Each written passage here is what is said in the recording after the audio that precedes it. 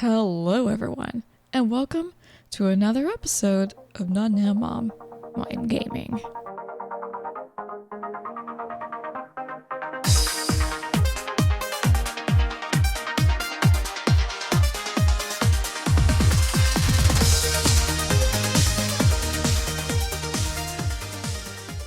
In this episode, we'll be talking about the game Tomboy, Annoying Childhood Friend.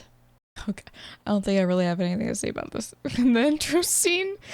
Gosh, I recently went to 10-hour days at my job, so it's like I have even less time to work on these videos, and they're already few and far between. I apologize. Also, before I say anything else, this is a not safe for work game.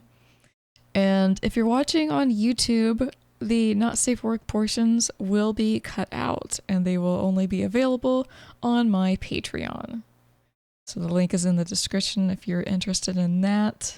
And really those portions only talk about the not safe for work scenes in general. I gave this game a 4 out of 5 stars. And I will go into more of that at the very end of the video, but man, if it wasn't for one person in this game, and the little mistakes here and there, it would have been 5 stars.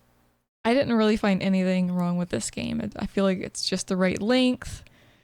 It's got enough adult scenes in it. I love the art style. But yeah, 4 stars. Still good. Better than average. That's really all I have to say. So thank you for all my patrons, and let's get into this podcast session. So the title screen consists of our annoying childhood friend looking down on us.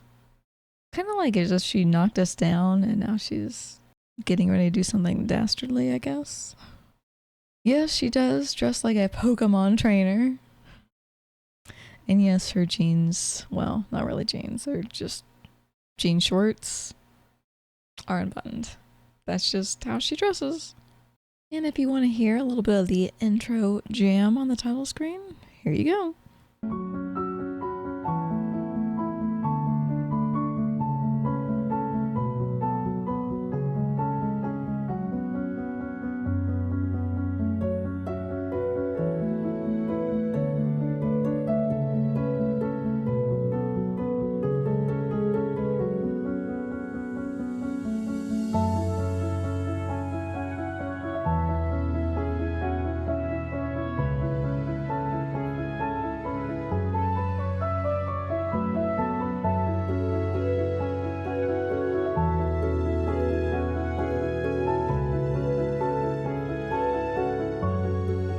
Alright, so before we step into the actual game, I really like the artwork in this game. It's done really well.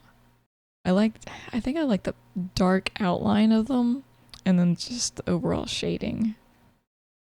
They did a very good job. The backgrounds in this game are, I believe, AI created and drawn over by an artist. I guess like a little bit of rework to them. But I think the actual characters and the acts are drawn by an actual artist. I don't feel like they have an AI quality to them, which is nice. So many anime games have AI characters, and they're obvious, you know? So normally in a lot of visual novel games, you won't actually see yourself. For the most part, it's first person. Maybe in some scenes you'll be able to see what you look like, but sometimes like you don't even have a face. You're just a faceless character.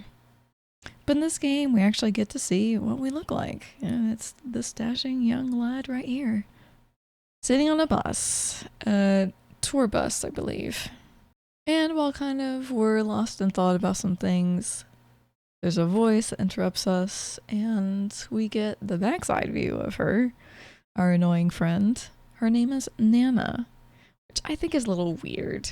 Like, who names someone Nana? Unless you're a nanny. Or you're like a grandma. Like, for my nieces and nephew, my mom is Nana to them. And so when I see someone's name is Nana, I just think of an older grandma. Turns out the two of us used to be childhood friends. And then as they got up in age, she kind of became a bully to him. Which in a reverse role of a guy maybe being a bully to a girl, that means the guy likes the girl. So in this case, it's kind of like that. But it doesn't really become apparent until later in the game, which is what makes her an annoying character. I mean, pulling someone's pants down in gym class is classic bully behavior. I don't think that would be considered as flirtatious bullying, though. I think that's just being mean. Like, come on. I don't even see how friends could do that to one another. I don't think I could be friends with someone who did that to me. I think I'd be just like, and scared that they'd do it again, especially if I was a kid. And then we get our name, which is Jimmy. A much normal person name than Nana. What's interesting in this scene right here, we saw on the title screen, she has a belly piercing. But in this scene, she doesn't have a belly piercing. So I don't know if they forgot to add it in or what. And on the bus is where she starts calling us a nerd. And she repeatedly calls us a nerd because that's her style of bullying at this point. It's kind of interesting because she does it in a way right now that's truly annoying, given the title of this game, calling us a nerd whenever she can. And it's like, it's eye roll material. It's kind of like, can you just stop with that? But later in the game, it gets a little bit more endearing as they get a little bit like closer, you know? But definitely at the start, during this playthrough, is just, oh my god, stop calling me a nerd. Next up, our tour guide introduces herself for the next week. She'll be our tour guide. But she sucks at it. Like, I actually hate her. Having been on a tour, going through buses and trains and all that, and kind of knowing the protocol of making sure everyone remains on the bus or comes back to the bus after a pit stop. Oh, she's the worst. I don't believe she tells us where we are going for the tour, which is just, it's fine by me. It's whatever. We get to stay in a hotel, a fancy hotel, you know? 3 meals a day, which is downright nice. At some point, we put our earbuds in and crank up the volume and, you know, zone out. Maybe start to take a little bit of a nap. And of course, Nana's just not going to have that. Can you imagine someone as bored as her sitting next to someone who's not paying attention to her? Oh, no. So she shakes us out of our little zoning out session and says she's bored and wants to chat. Ugh. Literally the worst. And of all the things she wants to talk about, it's her school days. You know, the days where she bullied me and picked on me and did all kinds of things that I didn't like. I'd put my headphones back in if I didn't think she'd be the type to like yank them out and throw them across the bus or something. Or maybe make fun of our taste in music. She'd probably do that too. Eventually, Nana does end up falling asleep, which is awesome. And maybe about an hour later, the tour guide announces they are going to make a quick stop at a gas station. So everybody can get off the bus if they want, fill up on snacks, go to the bathroom. Unfortunately for Nana, who has to use the bathroom, the restroom is out of order, which actually would really suck in real life. Especially it's the only place you get to stop at or it's close by for a long while. And of course, in this game, it's going to be a while until the next stop comes up, so it just seems a little unfair. And when Nana finally admits that she does have to go to the bathroom and she won't make it until the next stop, we ask her, why don't we just go outside and use the bathroom out there? I mean, it's not a horrible idea. Wooded area around, there's not very many people at this place. It is night out. I guess this place is in the middle of nowhere. The best place for a gas station, let me tell you. Because it is dark outside, as Nana was moving away to find a place to do her business, she fell over a cliff. And in our haste to try to find her, we fell over a cliff too. Who would have thought there would be a cliffside behind a gas station with no signs to warn of it? I mean, maybe there were signs, regarding the cliff. It's dark out. They can't see anything. They're not expecting it. They're just looking for a place while Nana's looking for a place to use the bathroom. In order to get back up the hill and to the gas station to get back to the bus, we try to climb the cliffside, which doesn't really work out in our favor. And Nana does this thing called yelling for help. But again, the shout goes unheard, so that's pretty pointless too. I guess the gas station clerk wouldn't hear that at all. And the bus would probably be too far away or gone at this point. You never know. And since there's no signal on the phone, because for some reason they have the tour guide's number, I don't think we even got the tour guide's number, honestly. Is that a thing they usually do? I don't think they usually do that, do they? I mean, I guess in some situations it would be smart, given whatever the tour was, but long story short, they had to walk around the cliff in order to get back up it to the gas station. And this is the moment where I hate the tour guide. Because we give her a call and we say, "Hello, I'm Jimmy. I was going on a tour with you. I'm currently at the gas station where we stopped recently. Me and a girl named Nana missed the pickup time and you left without us." To which she says, "Oh, that is unfortunate." Yeah, it's unfortunate. It's unfortunate for your job if you don't freaking turn around and pick us up. Before she can give us an answer, she has to ask the driver, I guess, if he's able to turn the bus around to pick us up. The people who paid for this tour and that they left behind. Without seemingly to search for us, by the way. She says, "Unfortunately, we won't be able to turn around right now. Our tour has a strict time frame and we can't afford to lose a few hours." Great. Cool. What kind of tour is so strict that it's by the minute? There's always leniency in these things, you know? Especially when it comes to two kids being left behind. Like, no, we're not toddlers, but good God, we're still young kids. So she says there's only one thing that we probably could do, and that's hitch a ride. She wants us to hitchhike. Two kids hitchhiking at night in some little abandoned grocery gas station mart where hardly anybody ever comes by. She says, "Sorry, that's all I can do to help right now." She didn't even help. She just told us to hitchhike. Sorry if you get brutally murdered, but you know, you should have been on the bus. She says, "We have several dozen more people on the bus. If we delay now, the tour will be ruined for everyone." Them. And, moreover, it's your own fault that you didn't get back to the bus on time. Are you kidding me? We fell over a cliff. We were yelling for help. And she's just like, "Guess you shouldn't have fallen off the cliff, huh? Maybe you should have taken us to a place that had a working bathroom, huh?" So we just said we'll try to get there and call her when we get there. Oh my God, no, hell no. I'd be calling her boss and just pitching a fit. It's not until an hour or an hour and a half later that a car finally approaches. Now, keep this in mind, not every car is going to stop at this place, and not every car would pick up a couple of hitchhikers. So there's a chance this car could just breeze by us, and then we'd be waiting even longer. Oh, it's so infuriating.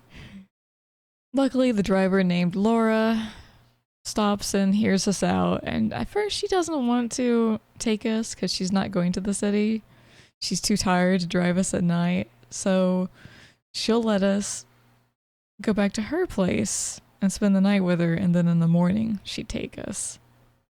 At least someone's nice in this game. The next scene has just a car driving on the road, and I think this is one of those scenes where they used AI and then the artist kind of tweaked it a little bit to maybe make it look better, but I like the looks of this car. I know y'all are probably like looking at me like, give me that look, but it's a really nice looking car.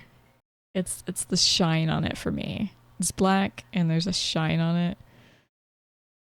It's not so much the car itself. It's just the prettiness of it. While she's driving, Laura talks to us, and she doesn't necessarily enjoy tours all that much. She says guides take people to the most boring and depressing places while real life passes by. In a new city, she would instead go to a bar first, because that's where all the fun is. I don't know about that. I mean, I guess when you go to a bar, you can hear things around you. People talk about different things. But mostly people just want to get drunk at a bar, right?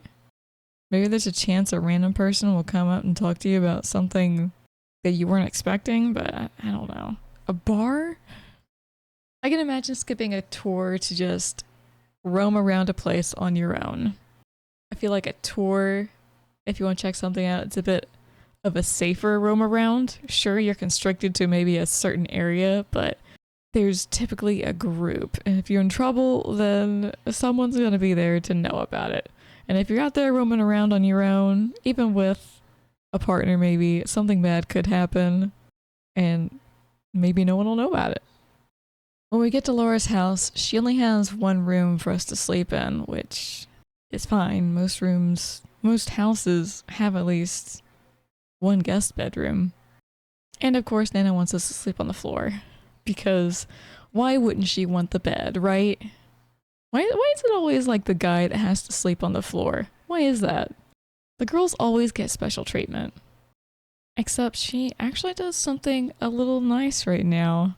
When we start to get ready to go to sleep on the floor, she's like, you know, you don't have to actually sleep on the floor, right? You can get in bed. She just doesn't want us cuddling with her, apparently.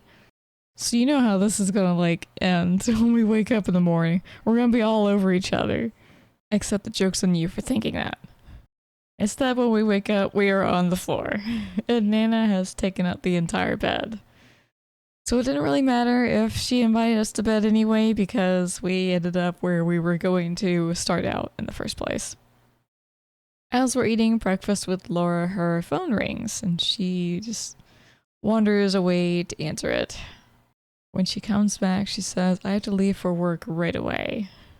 And instead of taking us to the tour guide now, she would have to take us tomorrow. Because she'll probably have to stay at work until tomorrow, which is really weird. I don't think she meant she'll stay all night at work. I think she meant she's going to get a place by her work to spend the night because it's such a long drive away. Meaning we get Laura's place all to ourselves. Me and Laura, together in a house. No supervision. What could possibly go wrong, right? Or maybe the appropriate question is, what could possibly go right? As Nana and I take a little walk through the woods, she keeps pestering me, being her little bully of a self, so we plan to get our revenge. While Nana's attention was away from us, we took a moment to tear off some bark from a tree and use it to draw 2 dots just above the line of his shorts to resemble, you know, snake bites. And then we scream and say that we'd just been bitten by a snake. A venomous snake, mind you. And do you know what happens when someone gets bit by a venomous snake? What you have to do to ensure that you don't die from that venom? If the possibility arises, at least. You gotta suck the venom out. Due to the placement of the bite, we take our shorts and underwear off. When we get to the house, we're kind of a little bit upset with ourselves because we're a total liar in that situation. But we also point the finger at her, saying she's to blame for all this because she just keeps picking on us, keeps making these remarks. And she takes it too far, but maybe we took it too far. But she doesn't seem to be too upset because she's watching some television show, sitcom maybe, and we sit down and watch it with her, and despite thinking that we wouldn't get into it, we get really into it by the end, and it's just like we're going, oh my god, how could he do that? Carol just wanted this attention. So we tricked her. This guy's a real asshole. Sound familiar, huh? Do you think she was watching that one for a reason? Because I think so, seeing as she calls us out on it. It's at this point that Nana calling us nerd is a bit more endearing because it is confirmed we are dating at this point. Clearly. And with that being said, the next day Laura calls and says she'll be coming home late sometime in the afternoon, but she will take us to where our tour guide is today. That makes me wonder, how do they know where the tour guide actually is right now? I mean, yeah, the tour is for specific things, but the bus could be anywhere, really. And they'd lose like almost a whole day of the tour, which absolutely sucks. As they're cleaning up the house, a courier arrives with a package for Laura. Unfortunately, she's not here and we have to take the package. The guy won't tell us what's in the package, but that's kind of none of our business anyway. I mean, they don't normally say it, right? If you get something from Amazon, they're not gonna be like, hey, this is what's in the package, if you're not the person who bought it in the first place. But he does have the words pink ecstasy on his work uniform, so that's kind of a hint at what the product might be. And because we're nosy, but don't want to actually open the box because it's an invasion of privacy, it actually falls to the floor when someone bumps into it. You know, kind of opening. So why not open it a little bit further? But Laura comes home and she is ready to take us to the tour guide. By the time we get to the tour bus, it's freaking like sunset. So you know we missed everything. Before we go to the guide, Laura takes us aside and tells us it's not good to take other people's things. Which makes me wonder if we took one of the toys with us, or if she has cameras in her house and she was watching us do stuff. That's something to think about, you know. It was a stranger's house. You never know what they have in there. And when we walk up to the guide, she says, we'll have just enough time to look at one monument. One monument! Woohoo! Except we don't, because we decide we want to go to the bar. And that ends the game. All in all, it's not a bad game. It's about an hour and a half long, maybe a little bit longer. It's got 6 adult scenes to it. In the menu, there was a voice volume you could turn up, but I didn't hear any other voices in here. Even during the sex scenes, it's mainly just like background music. So I don't know where their voices came into play, unless they're just little grunts and sound effects when they were talking. I don't know. I never noticed it. What I did think about was the art style. It really reminds me of the art style of Celine, which is like a psychological horror, not safe for work game. I don't know, it's just how they drew her, the shading style. It's been a while since I played Celine though, so I'm not sure. I don't really have any qualms with this. The only reason I would rate it like 4 out of 5 stars is because the tour guide is a piece of shit. And there were several spelling mistakes all throughout the game. And if it hadn't been for that, it would have been 5 stars for me. But tell me what you guys thought of it. And in the meantime, don't get in too much trouble when you say, not now, Mom. I'm gaming.